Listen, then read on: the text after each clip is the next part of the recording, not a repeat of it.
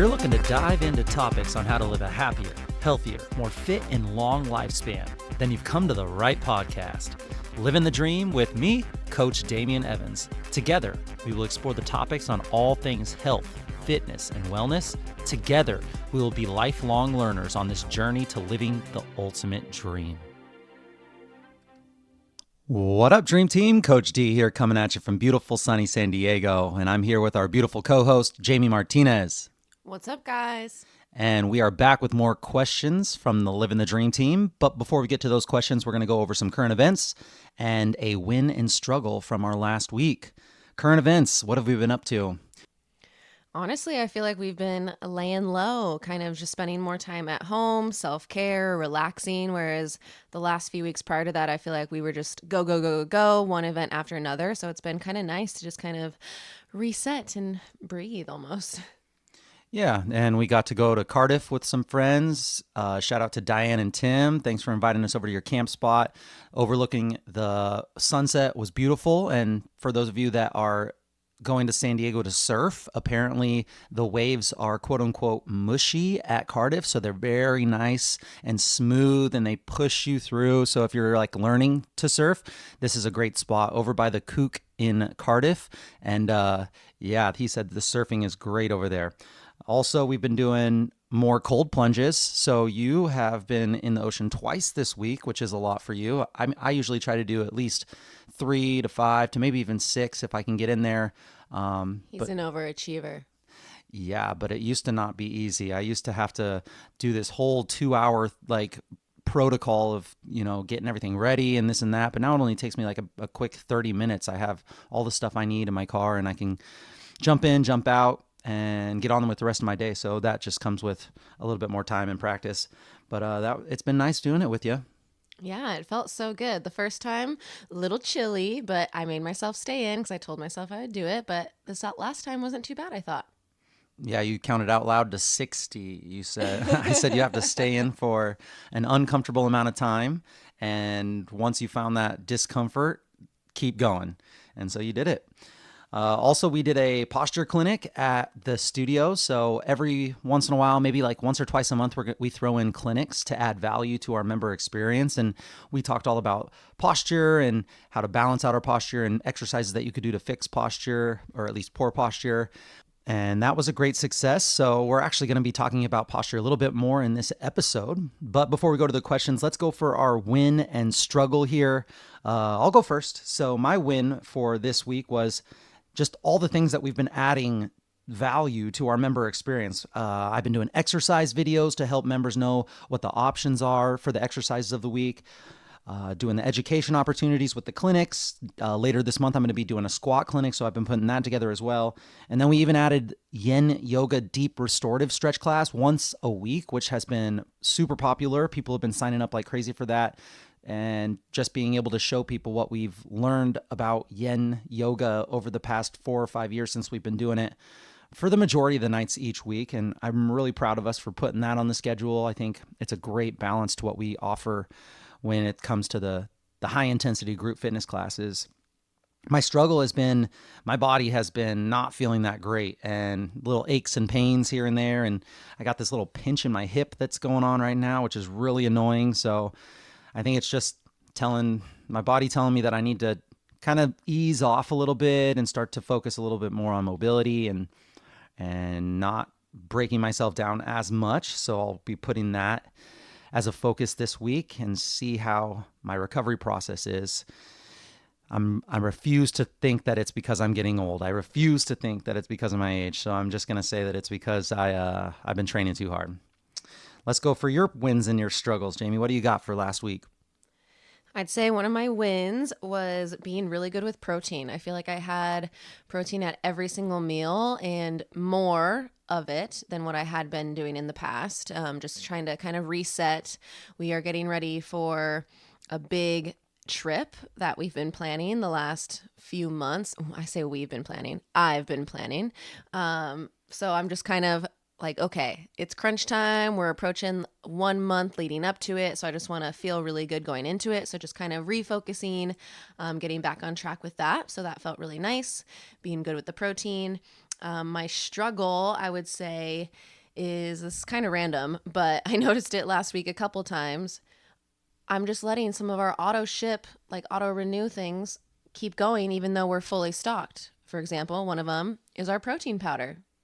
Another one is our Four Sigmatic coffee. So we have extras of everything now. So here's your sign to go maybe take a look at your auto renewals and see if you actually need them. Because now I just feel like I'm wasting money. We'll get through them, but I went through and made sure I put everything on hold. I skipped the next shipments to make sure that we can catch up. Yeah, I'm sure a lot of us can relate to that. That happens to everybody. That's why, like, sometimes I love losing my credit card because all of my auto renews have to stop then, and then I go back in and I start the ones that I really, really want. So, yeah, either you could go back in and start to cancel your auto ships, or just lose your credit card. Yeah, lots of good options there. All right, let's move on to the questions of the day. We got 3 of them. So one for lifestyle, one for fitness and movement, and the other one for nutrition. Let's start off with question number 1, lifestyle. Question number 1. How can I improve my posture and reduce neck and back pain? So this one was from the clinic, and I just wanted to share a little bit of stuff that we talked about. And I also put together a entire notes document with everything that we went over in the clinic, with links that would go to exercises. I used Instagram, I used YouTube, I used some other sources that you could actually click the link, go to the exercise that I was talking to in the clinic, watch someone do it so that you could put it into your routine. And then I also put in an at-home and a at-desk workout that you could do with sets and reps. And then I included a link to where you could buy some of these resistance bands that really help when it comes to strengthening the muscles of your back, which are your posterior chain. And it's kind of hard to get to with your body weight.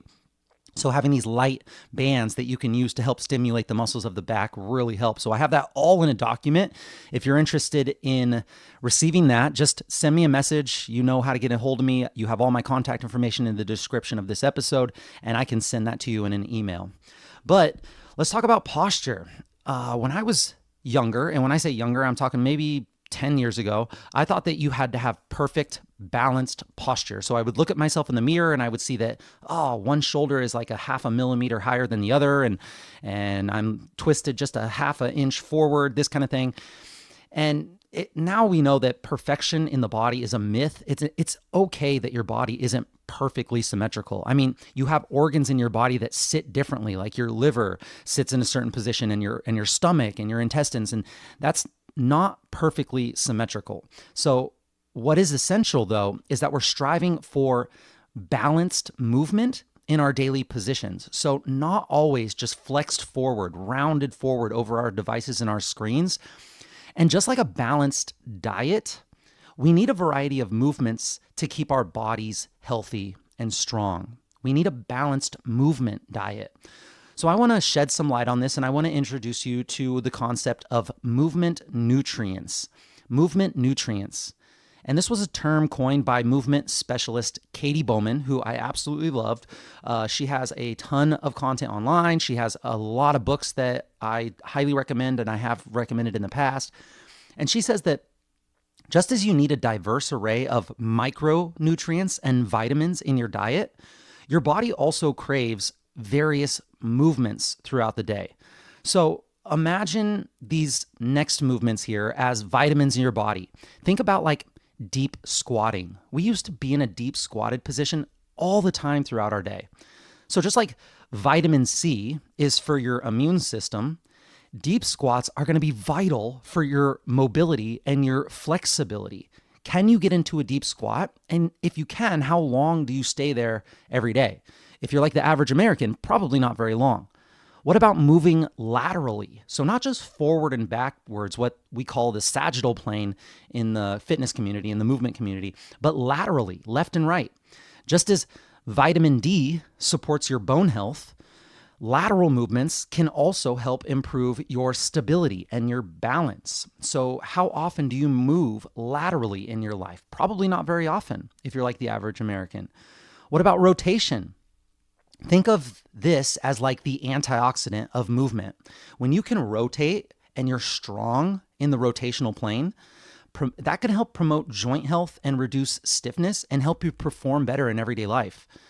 What about receiving impact? How often do you receive impact, like jumping or sprinting or any kind of oscillating movement, like being on a trampoline or a mini rebounder? Similar to the energy boosting B vitamins, having impact throughout your day, impact movements, these can stimulate bone density and strength. And what about spending time on the floor? How often do you spend time on the floor? Remember when we were kids, we were always on the ground, rolling, crawling, playing. So just as fiber in your diet aids in digestion, spending time on the floor is going to be a vital component of flexibility and strength and longevity, because if you don't use it, you will lose it. And getting up and off the floor as you get older gets harder and harder. So think about these movements that we don't often do throughout our day as the vitamins and the micronutrients that we are missing in our movement diet. But why is it crucial to keep our bodies moving and balanced throughout the day? Well, this brings us to the next point, which is the fascinating world of fascia. Fascia is like the body's architectural framework. It's like a saran wrap that surrounds soft tissue like muscle. And really, fascia, it craves stability and safety. So when we sit too long, whether it's at our desk or on the couch, which is the same position really, our fascia isn't really thrilled about this. What does it do? It starts to tighten. It potentially causes discomfort and it limits our movement. And it actually kind of starts to glue itself in that position if we are there too often, especially if we don't have the right hydration of our tissues, if we don't hydrate our bodies. But fear not, we can counter this by giving our fascia the balanced postural nutrition that it craves. And to do this, we need to ditch our sedentary lifestyle. We have to make it a habit to take movement snacks. These are short little bursts of activity throughout the day, kind of like those mini meals that we eat for our body. They are little movement snacks when it comes to movement. So take a walk after 60 to 90 minutes of sedentary position. Do some light stretching, or even do a few bodyweight exercises, like a few squats during those coffee breaks or while watching TV. Your body is going to thank you. Try to minimize that sedentary time. If you are in one position too long, your fascia is going to start to glue yourself that way. We talked about one of my favorite clients, and I've probably mentioned him many times on this podcast before, but one of my first clients was a professor at Oregon State University, and he had been in the same position for so long that he had such rounded shoulders that his rib cage started to go up and back and create this hunchback look position. He had a hard time raising his hands over his head. His ankles didn't have the strength to dorsiflex and point those toes. So when he walked, it was more of a shuffle than it was a normal gait. So that's what you see in these elderly people that start to have their fascia gluing themselves together. You'll start to see the rounded forward shoulders, the head jutting forward. You'll see maybe the hunchback and the shuffling of the feet. And that doesn't have to be that way. If you move in all of these ranges of motion throughout your life, you'll be able to keep those positions. But if you don't use it, you'll lose it. So let's think about at work. Let's address the common culprits of poor posture at our work desk. Many of us spend hours hunched over our computers, our phones, our other devices. It's time to break free from those static positions. So you could try different positions at your desk. Like the normal one that everyone thinks of is I can get a standing desk. And then I alternate between standing and sitting to ease the burden on your back and your neck, which is great. I definitely support that, but still standing in one spot and seated in one spot. Those are two of the same things if you're sedentary for long periods of time. You could also get ergonomic chairs and accessories to add to your seat, but these are going to be like orthotics in the shoe or back braces to help support your back. They're going to be Band-Aids that are masking the underlying problem that you need to address. You can definitely take micro breaks. So set up reminders on your phone and an alarm that goes off every 60 minutes to stand up, to stretch, to go up and down some stairs and walk around for a few minutes, to go get some water. Or you could even put some form of reminder, some posture check-in reminders around where you're at sedentary the most. So for example, some of my clients, I would have them put these little colored sticker dots on their upper left computer screen or on the back of their phone or on their bathroom mirror, anywhere that they go a lot of the times, to help them remind them to get into better posture, to stretch some of the muscles that have been shortened over the past however long, and to try to squeeze and strengthen some of the muscles that are being turned off on the back side. So you could put little posture reminders around, just like if you had something tied around your wrist to help remind you to say something nice to yourself or something like that. And we didn't really talk about this much in the posture clinic, but I did want to touch on it here.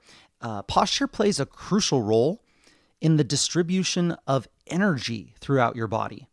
And when you maintain a good posture, you allow your muscles and your joints to function optimally. And this means that blood flow and oxygen delivery to your brain and to your muscles and your joints, all this improves, giving you more energy to tackle the day. And conversely, poor posture, such as slouching or hunching forward, this can lead to muscle imbalances, of course, tight front muscles and long, lengthy, weakened back muscles, and also to restricted breathing when you're hunched over like that. And we all know how important breath is. This is going to diminish the efficient flow of energy and oxygen within your body, leaving you feeling fatigued and less alert. And over time, it can lead to chronic fatigue and even contribute to conditions like tension headaches and back pain. So if you're ever at your desk and you're starting to get that midday crash, there could be a ton of reasons why. Maybe you had a high carbohydrate breakfast that you're coming down from that blood sugar spike, but it could also be that you're not getting adequate blood flow throughout the body. So think about it. Your heart is a pump that pumps the blood, your oxygenated blood, out to your tissues, out to your peripheral limbs like your toes and your fingers. And then to get that blood back to your organs so that it can be reoxygenated, you need your veins. And your veins have these one-way valves. There is no real pump to help them get back up to your heart. So your veins need movement to help get that blood flow back, to get that lymphatic system moving, your energy and waste management system moving. So if you sit at your desk all day long and your leg muscles haven't contracted or moved at all that blood flow is getting down from gravity, pushing it down towards your calves and your toes and your feet. And now that might be when you start to feel that fatigue. So that is your sign that you should get up, move your body, flex and contract your leg muscles. I love going up and down stairs. Get that blood flow moving from your lower limbs back up to your organs to be reoxygenated and distributed back towards your body. So that's a great thing to think about when it's not only just your poor posture leading to fatigue, but also like being in that sedentary position. And it's not just about physical energy either, right? Your posture also wields a significant influence on your mood and emotional well-being. Let's explain how. The confidence boost that you might feel when you have good posture. Adopting an upright posture can make you feel more self-assured and powerful. And studies have shown that standing tall and open with your chest and proud with your chin can increase your confidence and lower your stress levels. It's like a natural mood enhancer.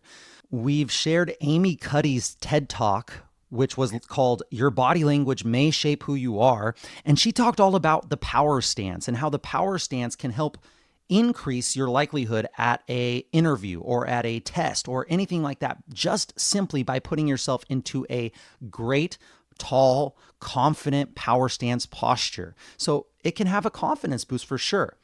It's also a positive feedback loop.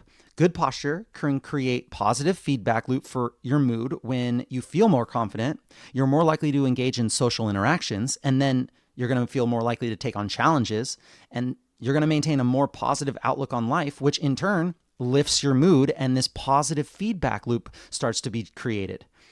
You're going to have reduced stress and anxiety because slouching or sitting with a forward head posture can compress your chest, making it harder to breathe deeply. If I asked you right now to imagine, what does it look like for someone who's depressed? What is their body language?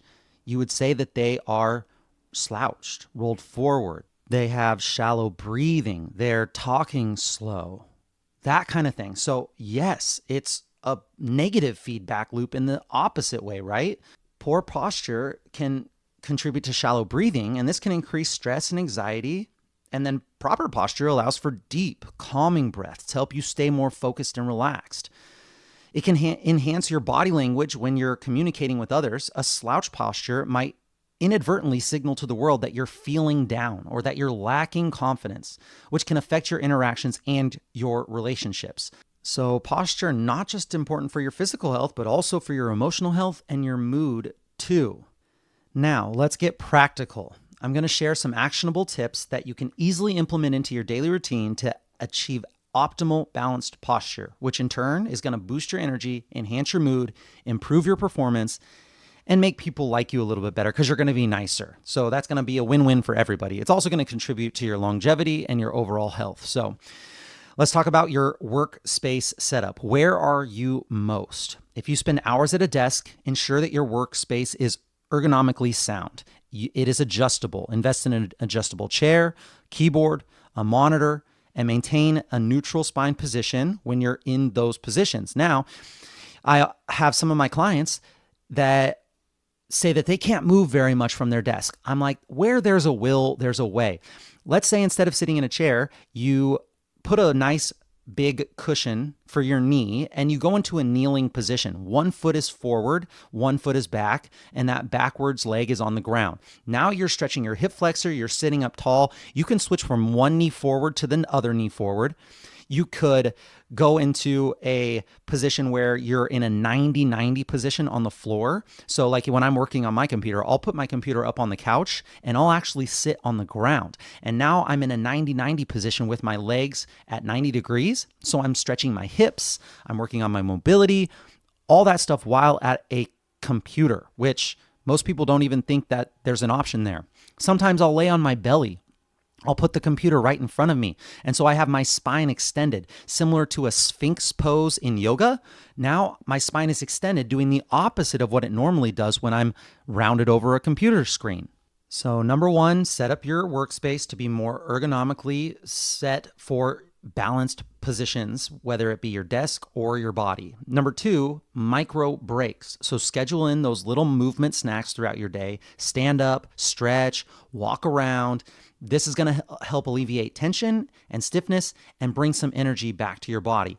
You can do this with some of the band exercises that I talked about in the posture clinic. So let's say you invested in a resistance band. You can buy a set of 6 on Amazon for like $20.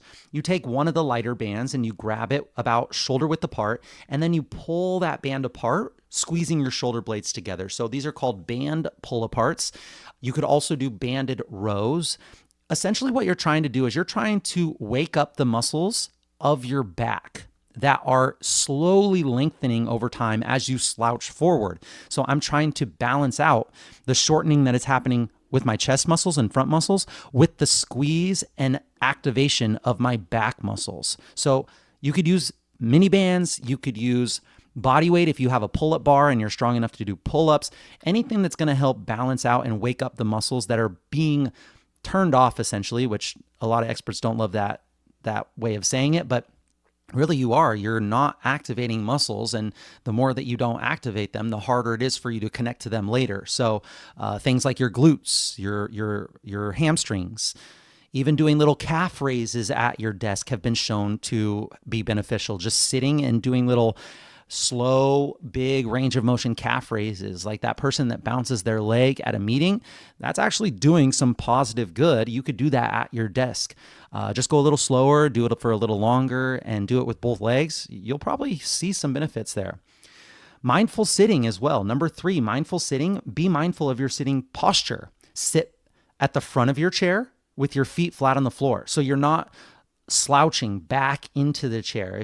If you have to sit on the front so that your core is activated, so that you have to stay upright and you have to use more musculature of your core. And you can maintain a slight curve in your lower back. That is the way that your spine was designed. But when you are slouched, you have a big reverse curve in your lower back. And that puts a lot of pressure on those discs over time. And avoid crossing your legs for extended periods of time. I used to know coworkers that would put their legs up on the chair and kind of cross their legs and keep it that way for like hours. And that can't be great. You want to make sure that you're moving those legs into different positions. Getting your knee to extend back behind your body is really important as well. So that's where that kneeling hip flexor stretch works really great. Just have a big enough cushion that you're comfortable in that with that on your knee on the floor. So number 3, mindful sitting. Number 4, core strengthening. Incorporate core strengthening exercises into your routine. A strong core is going to provide essential support for your spine, helping you maintain better posture. So any kind of plank variations where you're removing a limb, like plank punches or up-down planks or plank leg lifts, all those things are great.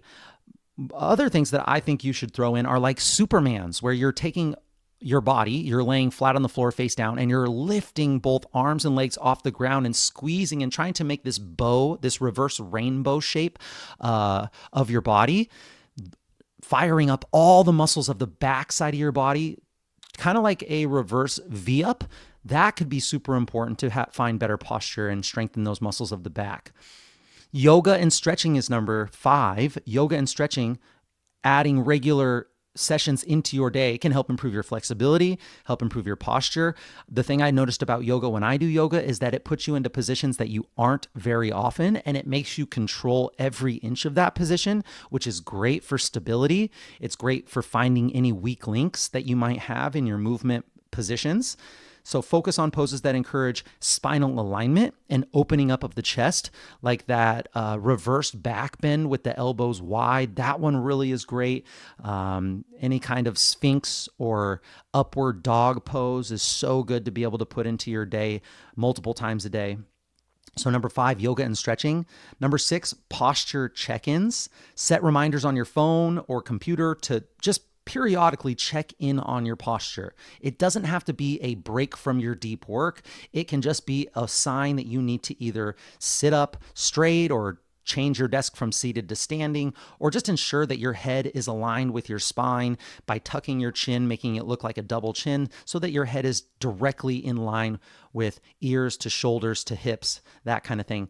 Every inch that your head juts forward, every inch from neutral, adds 10 pounds of pressure to the muscles of the back of your neck. So right now, if you were to take your head, lift your head really high to the sky and make sure that you are in neutral spine alignment, your head is holding up about your neck muscles are holding up about 16 pounds. And then as you take that head 1 inch further, like you're jutting your head forward, or maybe you're putting your head down like you're looking at your phone, every inch forward adds 10 pounds of stress to the muscles of the back of your neck, which that can add up over time when it comes to how many inches forward and how much time you're spending there.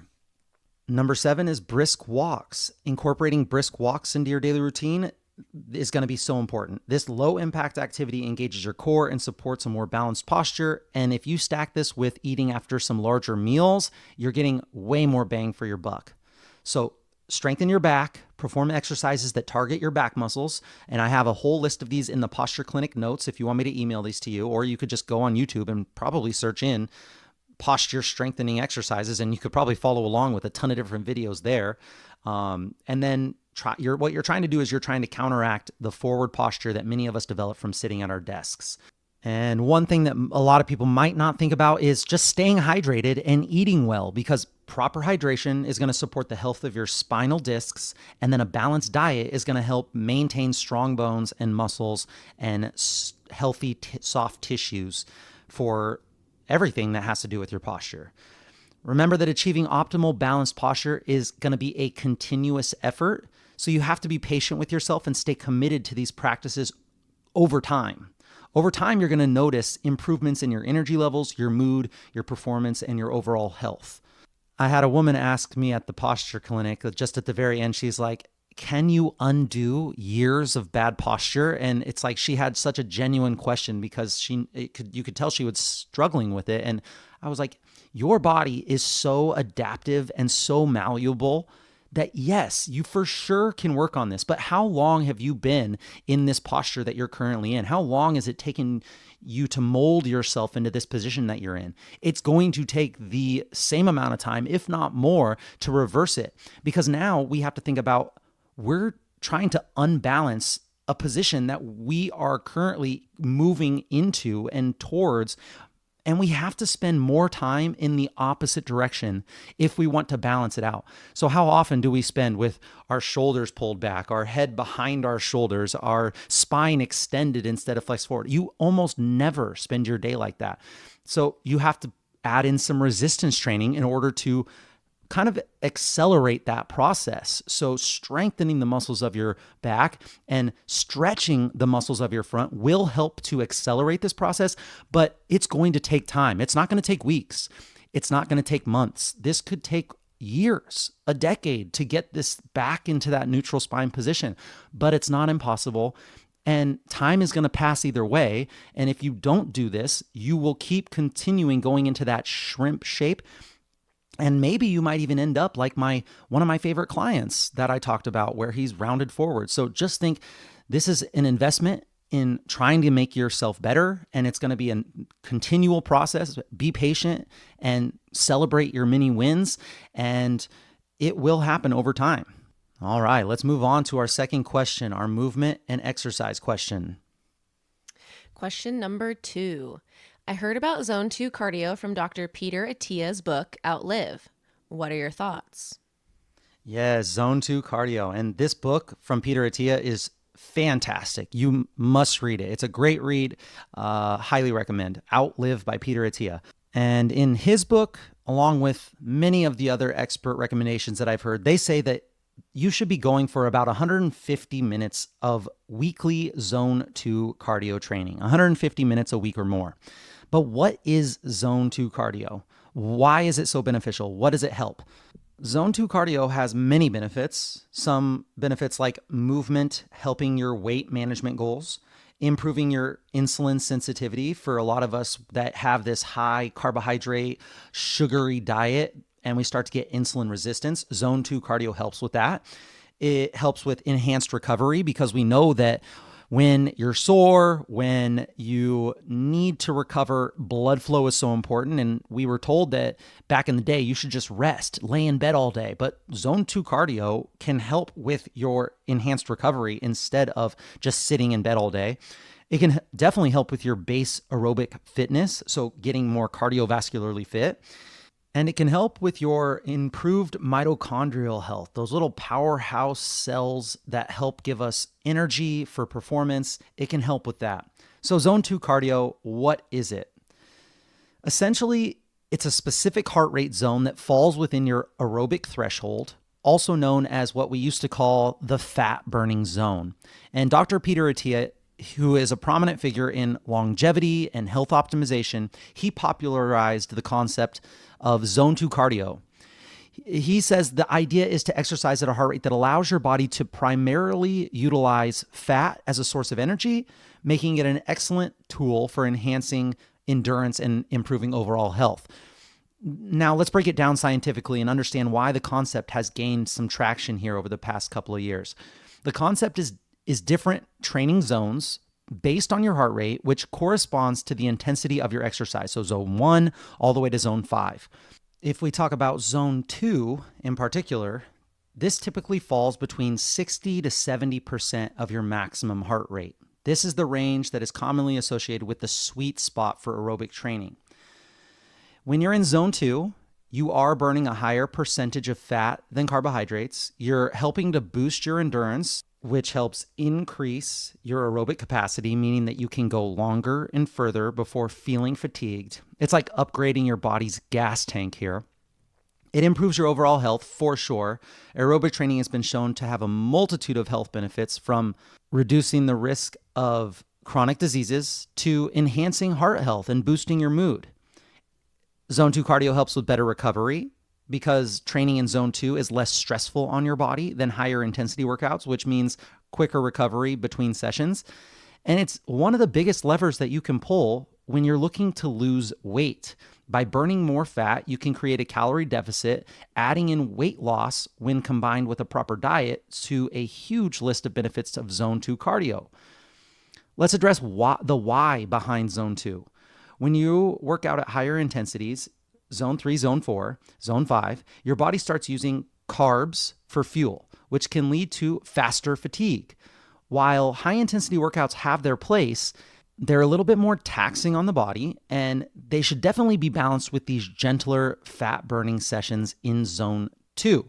So a lot of people that are looking for fat loss, what do? They go too hard, too fast. They send this big stressful signal to the body, which that body is then going to rebound and push back on. If you can start to input these more gentler Zone 2 exercise sessions in your routine by adding these brisk walks, which we'll talk about this in just a second on ways to do this, you're going to be doing this in a less stressful way so that the body doesn't try to push back on it quite as hard. Remember that every individual's heart rate zones is going to vary here, so it's really essential to determine what works best for you. And there's ways for you to calculate this online. There's something called a Karvonen formula, Karvonen formula, that you can go online and you can look and you can see what might be a good place to start for you. You can wear fitness trackers, of course, like heart rate monitors, or you could even do stress tests performed by healthcare professionals that will give you the zones that you're looking for. However, a word of caution, while Zone 2 cardio is incredibly beneficial, it's not a one-size-fits-all solution, just like anything. As with any exercise program, it's vital to listen to your body and then consult with a fitness expert or a healthcare provider before going on any crazy new training regimen. Some individuals may need to spend more time or some less time in Zone 2 based on their fitness goals and current fitness levels. And if you aren't super sure what that means for you, then it does help to talk to somebody that really knows what they're doing in this area. Zone 2 cardio, as popularized by Dr. Attia, is a fantastic tool for improving your performance and for burning fat and for promoting overall health for longevity. It's a brilliant addition to your fitness arsenal, but just remember to balance it out with other forms of exercise as well to create this well-rounded, effective routine. And now that we know a little bit more about what Zone 2 is, let's talk about how one would know if they are in Zone 2. Maybe they want to do this without using a device to measure their heart rate.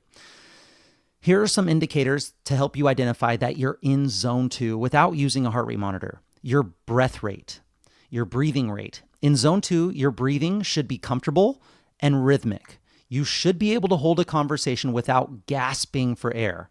You can't talk like you would in a normal conversation. You're going to be taking a breath every few words, but you're definitely not gasping for air every other word. So if you could, let's say, talk comfortably to someone but can't sing, then you're probably likely close to the Zone 2.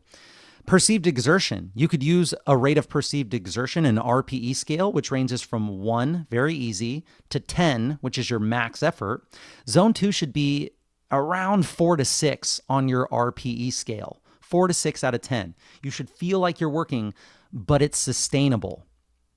Sweat and temperature. You should be maybe sweating just a little bit, but it shouldn't be excessive. Your body temperature is going to rise slightly, but you shouldn't feel like you're overheating. You should have a comfortable heart rate. This is one where it's a bit more challenging without a monitor, but it's not impossible. When you're exercising in Zone 2, your heart rate should be elevated, but you should still feel like you could continue at that intensity for an extended period of time.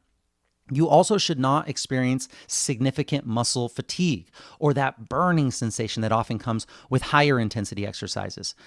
In Zone 2, your muscles should be feeling engaged, but not overwhelmed. You should be able to hold a steady pace. If you're running, cycling, swimming, you should maintain that consistent steady pace for being able to hold it for a long period of time. If you find yourself slowing down or speeding up erratically, you might be moving in and out of Zone 2. And the duration, you should be able to sustain your workout for an extended period. Zone 2 training sessions are typically longer in duration, so if you can't maintain the effort for at least 30 minutes or more, you might be pushing too hard. This is where zone 2 does take a little bit more time than the higher intensity workouts, but you're at a lower intensity and it doesn't feel like you can't be there for a long period of time. Zone 2, I would say you would want to go sessions anywhere between 30 and 90 minutes. This is where, yes, you could do little tiny 10-minute breaks throughout the day, but you're getting bigger benefits if you could do like 30-minute chunks here. All of these indications are going to vary from person to person, right? But if you're able to hold a conversation, you can talk, but you don't really want to have a long-winded answer when you're talking, you probably are in a good zone 2 zone, or at least around that area. How long should you be in it for each week to have cardiovascular benefits, longevity benefits, overall health benefits? Well, Peter Attia and the experts, they say about 150 minutes per week is a great thing to shoot for cardiovascular health, longevity, overall health benefits. But just keep in mind that these are general guidelines and your body is going to adapt to these guidelines. The ideal duration and frequency of zone 2 training is going to vary so widely from person to person. And it's going to have things to do with factors like your fitness goals, your age, or any underlying health conditions that you might have.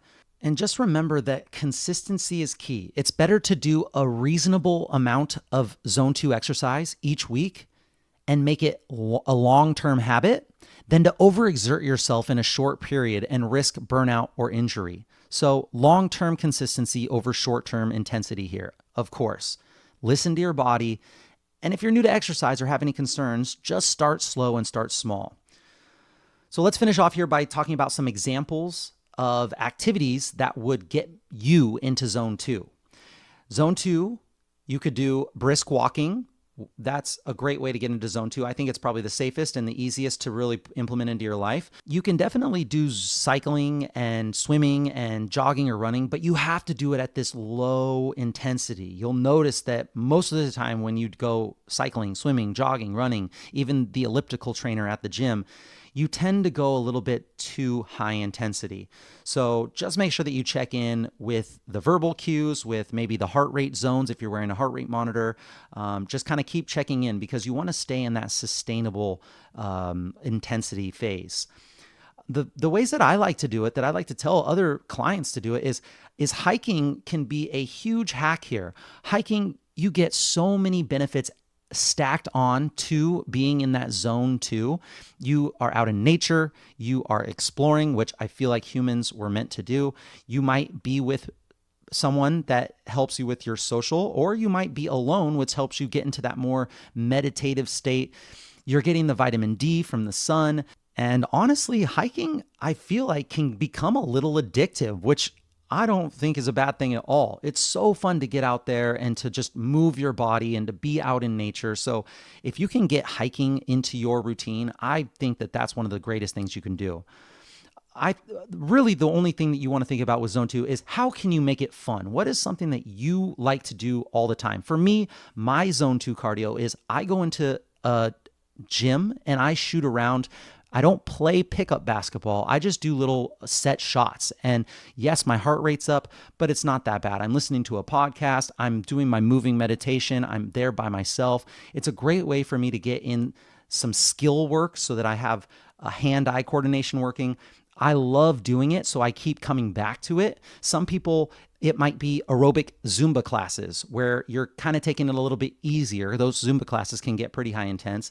Maybe it's you hop on a rower at the gym and you put your favorite audiobook on. Or for others, it could be outdoor activities like gardening, yard work, playing recreational sports like pickleball or badminton.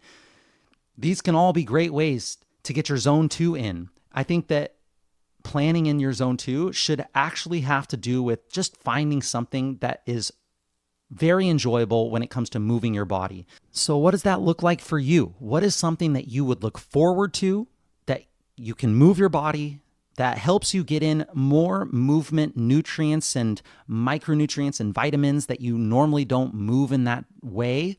That is what you should choose. Something that you look forward to, that you have fun doing, that isn't super high intensity. Get that in at least 150 minutes a week and notice the changes in your mood, your body composition, just your overall health and well-being. Definitely recommend doing a little more research and figuring out what zone 2 cardio means for you. All right, let's move on to the third and final question, the nutrition question for the week. Question number 3. What are the benefits of the Eat Smarter family cookbook's honey sriracha salmon recipe? So for those of you that don't know, we just started a challenge. We just got that Eat Smarter family cookbook, and we're picking one recipe a week.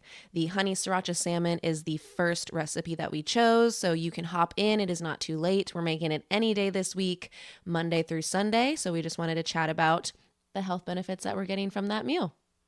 Yes, we're so excited about this. And this first recipe that we chose, it's so cool because Shawn in the book, he puts emojis at the very top of the page that has to do with the benefits of each recipe. And there's 6 different emojis. And this sriracha salmon, it has 5 of the 6 emojis at the top of the page. So it's packed with benefits and it's easy to make. So let's talk a little bit about it here. Salmon is often referred to as the king of fish. It isn't just a culinary delight, it's a nutritional powerhouse. This fatty fish boasts a unique blend of healthy fats, high quality protein, vitamins, and minerals. Here's a quick tip. When choosing salmon, go for wild-caught options for better nutrition and environment sustainability. We personally use ButcherBox, which is an amazing company that delivers the highest quality meats to your doorstep. We also have a discount code link to save you money off of your first box if you want to try ButcherBox. I'll include that link in the description of this episode, so check that out. ButcherBox has been one of our favorite things that we do on a monthly basis. Salmon's nutritional profile. Let's dive deeper into the nutritional treasure chest of salmon. It's packed with omega-3 fatty acids, crucial for our heart health and our brain function. What's good for the brain is good for the heart. What's good for the heart is good for the brain. And that's not all. It's also a great source of high-quality protein, B vitamins, vitamin D, and the mineral selenium. Here's a quick tip. Aim to include salmon in your diet at least 2 to 3 times a week to really harness its full potential. Omega-3 fatty acids. The spotlight turns to omega-3 fatty acids in salmon. These healthy fats are essential for reducing inflammation, improving cardiovascular health, and enhancing your brain function. When you reduce your inflammation, these fats help calm down that quote unquote fire that happens in your body that causes inflammation. Think of it like putting out small fires with a fire extinguisher, which is going to be crucial because chronic inflammation can lead to a various of different health problems. Improving your cardiovascular health is important, and these healthy fats support your heart and your blood vessels. They're like good quality oil that keeps your heart engine running smoothly. By doing this, they lower the risk of heart problems like heart attacks and high blood pressure, which are so prevalent in our society right now. And it enhances brain function. These omega-3 fatty acids, these fats are like super fuel for the brain. They help your brain work better, almost like putting high quality brain fuel octane in a sports car. It can boost your memory, improve your focus, and help with your overall brain performance. So including foods with healthy fats in your diet, like salmon, is like giving your body and brain the tools that they need to stay healthy and perform at their best. Here's a quick tip. Boost your weekly omega-3 intake by adding salmon to your menu and consider good quality fish oil supplements. The supplement companies that I trust and that I've looked into are Adapt Naturals, and Thorne. I'll include the links to their website in the description of this episode. Also, salmon has protein for muscle building. We talk about this all the time. If you're looking to gain muscle or recover from intense workouts, you're in for a treat. Salmon serves as an excellent source of high quality protein, vital for muscle repair and growth. So make salmon a post-workout meal to supercharge your muscle recovery and your muscle growth. Try out recipes that combine salmon with muscle-boosting ingredients like quinoa or brown rice. And then weight management. It has great weight management benefits as well. Salmon, with its blend of protein and healthy fats, can help you control your appetite and support your weight management goals. So include salmon in your lunches or in your dinners to help curb those hunger cravings and reduce overall eating tendencies. We've talked about brain, we've talked about heart, we've talked about inflammation, all the things that happen inside your body, but the benefits of salmon are not limited to just internal health. Salmon can do wonders for your external appearances too. Skin and hair benefits. Omega-3s help maintain skin elasticity and promote healthy hair. So enjoy salmon as a natural and healthy approach to skincare and hair care as well. Bone health. Vitamin D in salmon plays a critical role in calcium absorption for overall bone health. So combine salmon with calcium-rich foods like dairy or leafy greens to maintain strong bones. Salmon can also help with eye health. Salmon is your guardian for eye health, protecting against age-related macular degeneration and maintaining clear vision. Protect your eyes with a diet that includes salmon alongside colorful fruits and vegetables rich in antioxidants. There are many ways that you can incorporate salmon into your diet. And the honey sriracha salmon recipe in this Eat Smarter family cookbook, it does an incredible job at this. It incorporates avocado oil, raw honey, sea salt, and lemon into the salmon dish. And these ingredients can enhance both the flavor and the nutritional value of the meal. Avocado oil, healthy fats, helps with nutrient absorption. It's going to help enhance the absorption of fat-soluble vitamins like vitamin D that is in the salmon, and also any antioxidants from the rest of your meal. It's anti-inflammatory, like we talked about. Raw honey is a natural sweetener. It adds sweetness to your dish without the need of those refined sugars. It provides a healthier alternative for those with a sweet tooth. It has antioxidants in it itself, and honey is antimicrobial. Raw honey contains natural compounds that can act as a natural antibiotic, potentially supporting your immune system. The sea salt that you put in it is a great electrolyte balance. It helps improve your hydration, and it enhances the flavor big time without putting too many negative things into your meal. And the lemon that you squirt on it, it has a fantastic source of vitamin C, which is essential for a healthy immune system and your skin health. It helps your digestive health. Lemon juice can stimulate digestion and promote a healthy gut by encouraging the production of digestive enzymes and more antioxidants. So when you combine just salmon with all these healthy ingredients that Shawn put in this book, you create this well-rounded, flavorful, and nutritious meal. And you could do it too. Jamie does an incredible job of spicing up and changing up and making just salmon or chicken or just a plain dish, making it so fun and exciting and different and tasty with different textures and flavors. Jamie, what are some things that you do for salmon? Oh man, I do love salmon, and I have to admit, I realize that I am lucky in the sense that I do already enjoy the flavor of salmon in most fish, whereas my sister, for example, shout out to Jen, she hates salmon and literally has to like plug her nose to scarf it down because she knows it's so good for her and just loaded with health benefits. So sorry, Jen, and sorry if you are a human similar to her, but hopefully we can find some ways to spice it up. And I guess that's where I will start. Don't be afraid to use spices. Spices are your friend and can go truly a long way. So one simple thing, if you have a Trader Joe's near you, you could simply put some olive oil on top of your salmon and then sprinkle it with that citrusy, garlicky seasoning. Boom, easy peasy. You can do that on the stove, throw it in the oven. I like to bake it at 420 or 425 for 10 to 12 minutes. Just depends on the consistency that you like. And if you're someone that likes a little color on top, you can always broil it for the last few minutes there as well. A big hack, or not a hack, but one way that I like to mix it up is utilizing nuts and cheese. You guys, this is the biggest thing that has changed, I think, our salmon life. You can grab any nut, a handful of them, that can be almonds, walnuts, pecans, pistachios, cashews. I've done it with all of them. And then grab a handful of cubed or sliced up cheese. And you can use any cheese that you like. It can be spicy, it can be cheddar, Parmesan. Make any kind of flavor combo between your nuts and your cheese. Put it in a little blender, mix it up, truly just a handful of each. That's your crust for your salmon. Sprinkle it or drip a little ghee on top as well, right? You need some butter, you need some oil in there, and then throw it in the oven for that same 420, 425 for 10 to 12 minutes. And it is so, so good. And it's fun because it's easy and you can play around with it. So lots of freedom there. Another crust I'd like to put on salmon is simply using some avocado, which again is going to have some healthy fats in it as well. So chop up some avocado, make your own guac basically. Put some lime juice in there, some fresh cilantro, boom, throw it on your salmon after baking it. You have another really great quote unquote crust.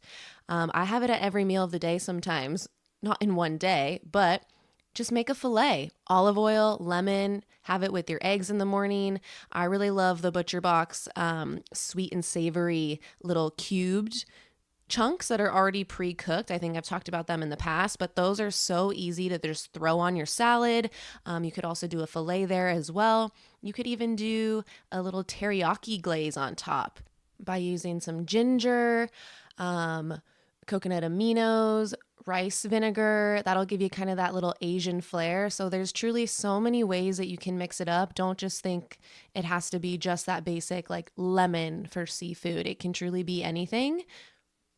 Yeah, and I mean, you do such a great job of this. I'm not going to lie, when we first started having salmon like 2 or 3 times a week, I was getting a little bored of it and I was like, ugh, I could eat chicken, I could eat steak every day of the week, but salmon, just not for me. And then you started doing these toppers with nuts and cheese and all that kind of stuff, and I started loving it. So just, I think that's a great way to change it up and still get all the health benefits. You're stacking tons of health benefits from the salmon and then from all the little accessory things that you're able to play with on top. And just like you have a base foundation of whatever, now you have all these options to dress it up, dress it down, and make it taste different, have the texture be different. So just well done on that. I think you do a really good job on that.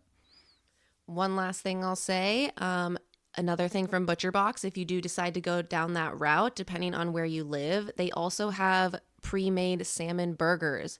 And so I'll get those every once in a while. Just makes the dinner super easy. You already have it there made. Sweet. Okay. So that takes us right into the recommendation of the week. And we're going to recommend the family cookbook one more time, just for everyone who wants to join in with us. Shawn Stevenson and Ann Stevenson's new family cookbook called Eat Smarter Family Cookbook. Grab it. You can jump in with us. We have our next recipe already planned out for next week. If you want to make the Sriracha salmon with us, post it, tag us at JAMEE Marie, Jamie Marie, and at Coach Damien _SD, at Living the Dream _podcast. And make sure you tag Shawn at Shawn Model. And we even have Ann Stevenson on there if you want to tag Ann Stevenson. She does so much for that Model Health show and making all that stuff run. So we have the Sriracha salmon recipe that we did this week. What's the second recipe that we're doing next week? We're going to be doing the Harvest Bowl that is under their burgers, wraps, and bowls. And what I'm going to do moving forward is announce the next week's recipe on the Friday before. So keep your ears out, eyeballs out. Friday we'll announce it. But for the launch of this little challenge, I wanted to give you guys a head start. So I announced the first 2 last week. Yeah, so 1 recipe a week. Follow along with us, have some fun, get some information on all the health benefits of the food that we're eating, and have some community along with your food. Love it. Let's finish off with a quote for the week. And I have 2 here that I really enjoyed that I put together. One of them is from Arthur Ashe. He says, "Start where you are. Use what you have and do what you can." And then Vincent van Gogh had a quote that said, "Great things are not done by impulse, but by a series of small things brought together." And these 2 quotes emphasize the importance of practical, incremental, tiny efforts in achieving significant larger goals. So start where you are, use what you have, and do what you can. Arthur Ashe's words remind us that you don't need to wait for the perfect moment or the ideal circumstance to begin your journey towards your goal. You can start right now, utilizing the resources that you currently have. It's a call to action, encouraging you to take the first step and make the most of your present situation. And great things are not done by impulse, but by a series of small things brought together. Vincent van Gogh's quote underscores the value of consistent, deliberate actions. It suggests that achieving greatness is not about sporadic bursts of inspiration, but about patiently and methodically working on a series of small, meaningful tasks. Just like the brush strokes on a canvas, eventually it's going to create this masterpiece. It's the accumulation of the small efforts that leads to the remarkable achievements that you see in the long run. This quote encourages us to stay committed and persistent in our pursuits, as every little action contributes to a larger, meaningful outcome. Keep chipping away at your goals, friends. It will pay in the long run. You got this. We'll catch you on the next one. Bye, guys. Thank you so much for listening and learning here with us on the Living the Dream podcast. We are so grateful for you being a part of this lifelong learning journey. If you have any topics you'd like to discuss, please let us know in the comments or by messaging me on Instagram at CoachDamian_SD. Be kind to someone today, smile at someone today, and leave every person you come into contact with better than before. Until next time, friends, keep living the dream.